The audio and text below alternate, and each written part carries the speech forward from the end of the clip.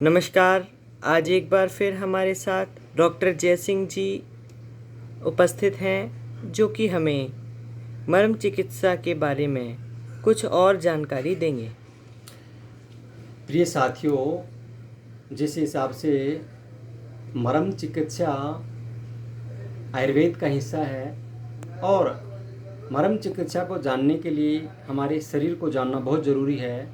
और शरीर का जो निर्माण है वो दोष धातु के अनुसार बना होता है। तो हमारे शरीर के अंदर जो सप्त धातु से शरीर का निर्माण है, और जो सप्त धातु हैं जिसको मॉडर्न साइंस के अंदर टिश्यू बोलते हैं। ये जो सप्त धातु हैं, ये जैसे रस धातु जिसका कार्य होता है शरीर का पोषण करना, जिसको इंग्लिश के अंदर है, मॉडर्न साइंस के अंदर है, प्लाज्मा बोलते हैं।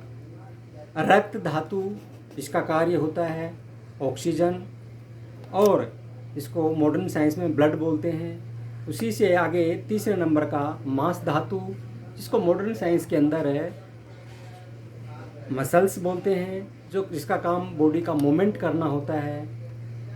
और मेद धातु जिसको मॉडर्न साइंस में फैट बोलते हैं, जिसका काम बॉडी के अंदर चिकनाई का, लुब्रिकेशन का होता है।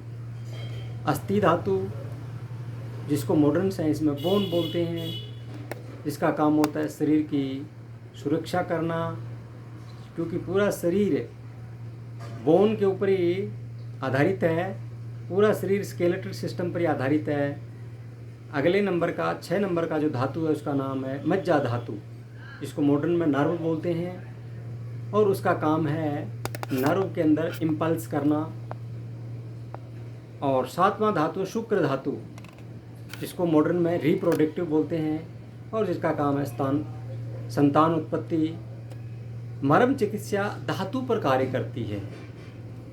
धातु शरीर के अंदर जो बाहरी रूप में, कुछ धातु शरीर के मध्य रूप में, और कुछ धातु शरीर के गहराई के अंदर होते हैं। प्रिय साथियों, मर्म चिकित्सा हमारे गहरे धातु हैं उन पर कार्य करती है। जैसे प्राण और वात, जो बोन और नर्वस टिश्यू होते हैं, उनके ऊपर ज़्यादा कार्य करती है। प्रिय साथियों, जिस हिसाब से बाहरी धातु रक्त और रस का निर्माण हमारे न्यूट्रिशन से होता है, और जो मध्य धातु हैं जिसको हम बोल सकते हैं अस्थि, मांस, मेद धातु, ये पोस्चर और एक्सरसाइज से प्रभावित होते हैं। और जो आंतरिक धातु हैं वो हम नर्वस सिस्टम में, और जिसको बोल सकते हैं प्राणिक ऊर्जा के द्वारा प्रभावित होते हैं। और जो प्राणिक ऊर्जा है वो हम मर्म चिकित्सा के द्वारा उत्प्रेरित करके और उन धातु को प्रभावित करते हैं। और ये जो मर्म चिकित्सा है ये स्केलेटल सिस्टम और नर्वस सिस्टम पर बहुत इफेक्टिव कार्य करती है। अस्थि विकार और नर्व विकारों के अंदर मर्म चिकित्सा बहुत, जिसको बोल सकते हैं, बहुत अच्छा कार्य करती है, क्योंकि ये जो एनर्जी के चैनल हैं उनको खोलती है, और एनर्जी के चैनल खुलने से वो हमारे सिस्टम काम करने शुरू करते हैं, और वो मैसेज ब्रेन तक जाता है, और हमारे शरीर के अंदर जो विकार होते हैं, विकृति होती हैं, वो धीरे धीरे धीरे धीरे नॉर्मल होनी शुरू होती हैं। और इस हिसाब से हमारे शरीर पर ये कार्य करते हैं। तो धातु का ज्ञान होना बहुत ज़रूरी है, जो सप्त धातु हैं।